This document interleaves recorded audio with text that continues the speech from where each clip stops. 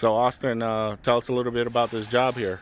Sure. So basically, this customer, they wanted a mix of a 6-foot side-by-side Right fence. over here on this side? Yeah, and you can see Okay. our crews up there putting up the rails and everything.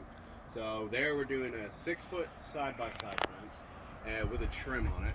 And Okay. everything's pre-stained, dark walnut. They wanted the darker color. And then on the front end, we're going to have the 8-foot. Bells and whistles, board on board, cap and trim. Right here, this front right here? Yeah.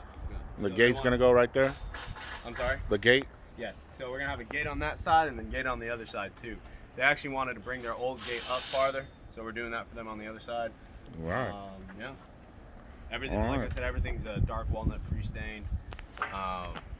They wanted to help with their budget. They decided they would have liked to do 8-foot everywhere, but to help with the budget, we're doing we're doing 6-foot. And she wanted 6 foot too, so she could see the That's nature, true. right? Yeah, that's true. Right. Okay.